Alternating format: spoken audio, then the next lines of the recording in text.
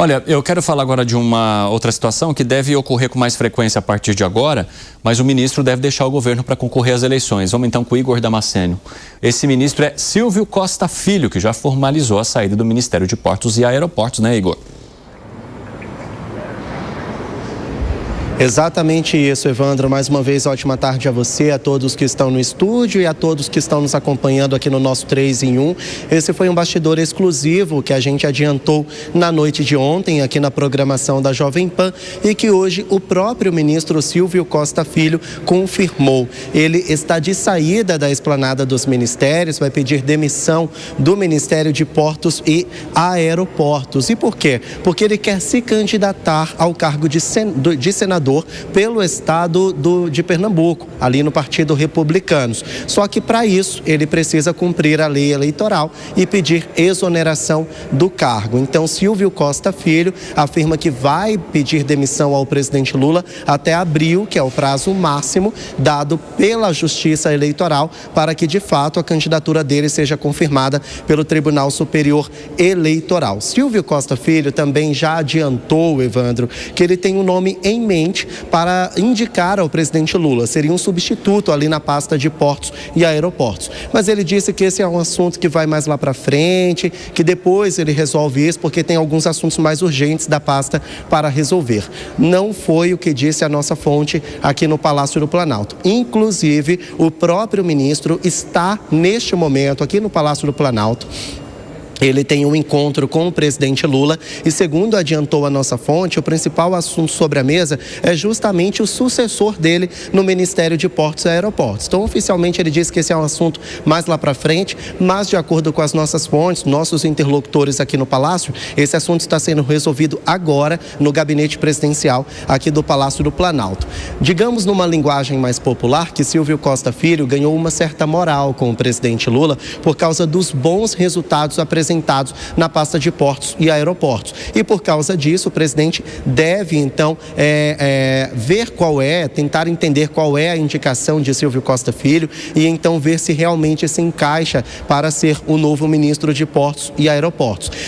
Falando a respeito desses bons números divulgados por Silvio Costa Filho, foi a respeito do número de pessoas que viajaram de avião neste ano. Mais de 130 milhões de pessoas no ano de 2025 viajaram de avião, então é um saldo muito bom para Silvio Costa Filho e por isso ele ganhou essa moral com o presidente. Agora, ele vai pedir demissão para se candidatar ao Senado pelo Republicanos de Pernambuco e deve fazer uma indicação ainda hoje para o presidente Lula. Ele disse que deve sair até abril. As fontes disseram que um pouco antes disso. Agora, o Igor Damasceno, eu queria falar também de Fernando Haddad. Ele também deve deixar agora o ministério em janeiro, por quê? Pois é, o ministro Fernando Haddad, da Fazenda, também confirmou que vai sair do governo federal. Inicialmente, ele disse que em meados de fevereiro ele deveria, então, pedir a demissão, mas agora Haddad já confirmou que deve sair ainda no mês de janeiro. E segundo ele, porque o substituto, o sucessor dele na pasta da Fazenda, precisa ali cuidar de todo o orçamento ao longo do ano inteiro. Orçamento, inclusive, que deve ser analisado ainda hoje pelo presidente Lula, sancionar ou vetar, o prazo se encerra hoje e então, quando essa situação do orçamento de 2026 já estiver resolvida entre Planalto e Congresso Nacional, Fernando Haddad quer passar o bastão para o seu sucessor, justamente para que ele consiga ali executar todo o orçamento previsto deste ano ao longo de todo o ano de 2026 e não pegar com meio caminho andado, digamos assim. Agora, Haddad, ele não falou quem será o substituto dele. Muitos apostam aqui nos bastidores no Palácio do Planalto, que o número 2 da pasta, Dário Durigan, deve ser o substituto, porque ele já está inteirado do assunto, ele acompanha Haddad nos assuntos mais polêmicos, acompanha Haddad naqueles assuntos que são considerados mais frágeis, então Dário Durigan deve ser ali naturalmente o sucessor de Fernando Haddad. Sobre o ministro da Fazenda, ainda é uma incógnita. Ele vai aceitar se candidatar ao Senado pelo estado de São Paulo ou ele vai se candidatar ao governo de São Paulo, ou ele realmente vai ajudar na campanha de Lula ali nos bastidores, como ele disse que tinha preferência. Tudo isso ainda está em aberto, mas o confirmado mesmo é que ele deve sair no fim deste mês. Uma última informação que eu trago para vocês é a respeito do novo ministro da Justiça e Segurança Pública, Wellington César Lima e Silva. Ele já foi confirmado, já está no Diário Oficial da União, a cerimônia de posse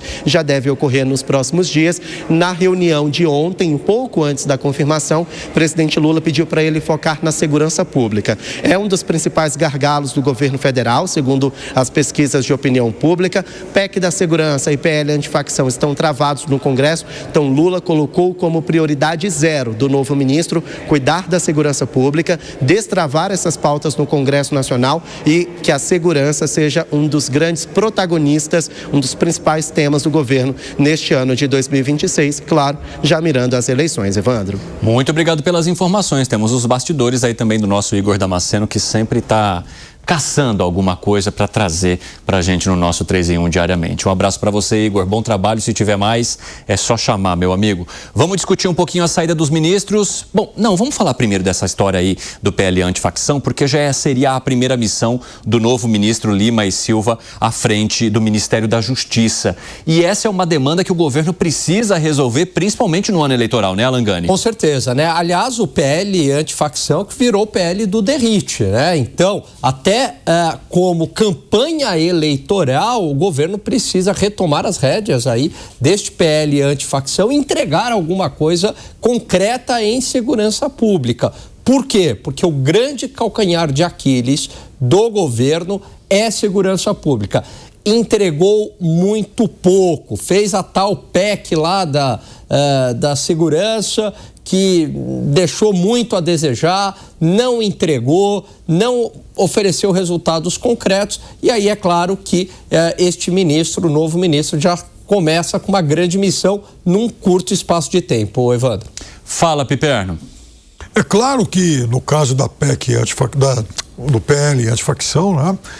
O governo, sim, ele busca recuperar algum protagonismo, porque, afinal de contas, foi um projeto gestado dentro do governo. O governo mandou o projeto para o Congresso, depois teve alterações e tal, mas talvez a pressão sobre o ministro seja exatamente para ele contar para a sociedade o seguinte: olha, estão querendo assumir a paternidade de algo que foi nós que enviamos. Quer dizer, então, se existe esse projeto, foi porque esse projeto saiu daqui. A questão é, vai conseguir convencer a sociedade? Eu não sei. Agora, Acácio Miranda, uma demanda também do governo federal é a PEC da segurança pública. Ricardo Lewandowski falou muito sobre esse tema, mas não conseguiu conduzir as articulações para fazer com que ele tivesse uma rapidez maior ali no Congresso Nacional e também nas articulações políticas. Você entende que com essa entrada, Lima e Silva conseguiria garantir esse diálogo necessário para apressar um pouquinho mais e, principalmente se tratando de um ano político, com uma pauta que poderia trazer um saldo positivo para o governo? Será um assunto fácil de se guiar? Não é um assunto fácil, tanto que Lewandowski externou ao presidente da República a sua mágoa com Rui Costa, ministro da Casa Civil, e com a ministra responsável pela interlocução, me fale agora o nome dela, que era presidente do PT, porque no entendimento de Lewandowski, os dois não fizeram tanta força para que essa interlocução com o Congresso acontecesse. Em segundo lugar, há um certo boicote à PEC da segurança pública por parte dos governadores. E por que há um boicote por parte dos governadores? O Brasil tem um federalismo ao contrário, né?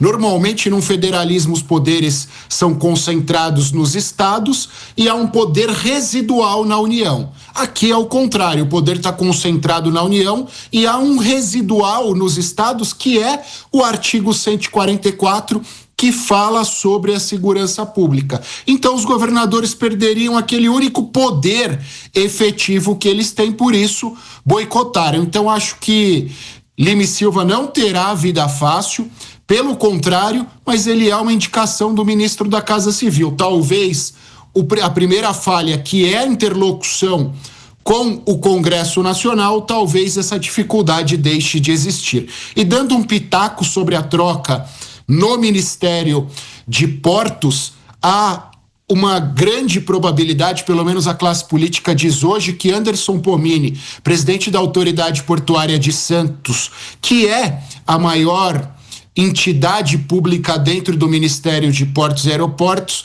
é um dos credenciados a assumir o ministério. Pelo menos está no radar do próprio ministro e da Presidência da República por conta do seu trabalho na questão do túnel de Santos, que será a maior obra pública do Brasil nos próximos anos. Agora, ô Piperno, você entende que, e só para trazer, ô Acácio Miranda, a ministra Gleisi Hoffmann, ministra das Relações Institucionais... Gleisi Hoffmann, exato. Tem hora que o negócio... Pois é, tem hora que vaza da cabeça da gente, mas o bom é que nós temos a nossa equipe aqui para garantir. Ninguém solta a mão de ninguém aqui no nosso 3 em 1. Igual eu esquecendo a palavra liquidação.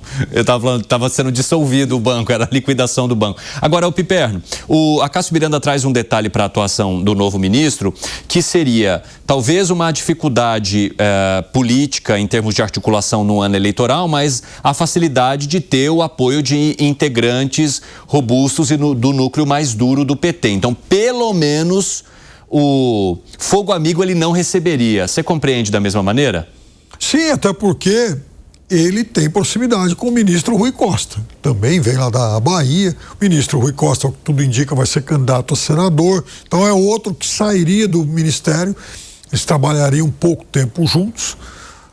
Ao que tudo indica, a ministra Gleisi também vai ter que deixar o ministério. Mas eu acho que fogo amigo, acho que ele não vai ter que enfrentar.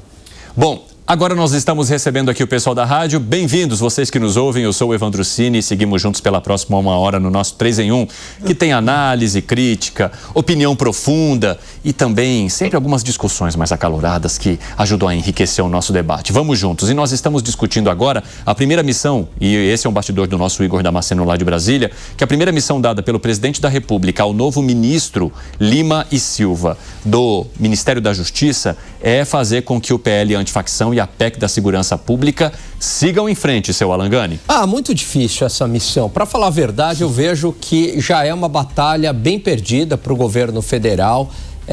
Quem teve todo um protagonismo, e é muito difícil tirar esse protagonismo, foi o deputado Guilherme Derrite. Não à toa, ele já é um dos candidatos aí mais fortes para o Senado. Agora, o governo, pelo menos, tem que fazer alguma coisa, né? Esse novo ministro tem que fazer alguma coisa, pelo menos para garantir o empate, para não sair derrotado. Mas é um tema, Evandro, que as esquerdas têm muita dificuldade de lidar há anos, né? Vamos lembrar que o governo do PT ocupa aí, quantos anos? 16, 17 anos, né? Nos últimos tempos, entregou muito pouco na área da segurança pública. E chegou num ponto que a sociedade, né? Ela já sente no dia a dia, né? A gente fala muito de crime organizado, mas tem o crime desorganizado do dia a dia, que as pessoas morrem por conta de um celular. E aí, o que entregou de fato? Não teve projeto ali para controlar melhor as fronteiras, não teve nenhum projeto para ampliar o número de presídios, muito menos lobby, pressão em cima do Poder Judiciário e do Congresso Nacional, negociando para o aumento da punição. Absolutamente nada disso, é claro que o eleitor percebe.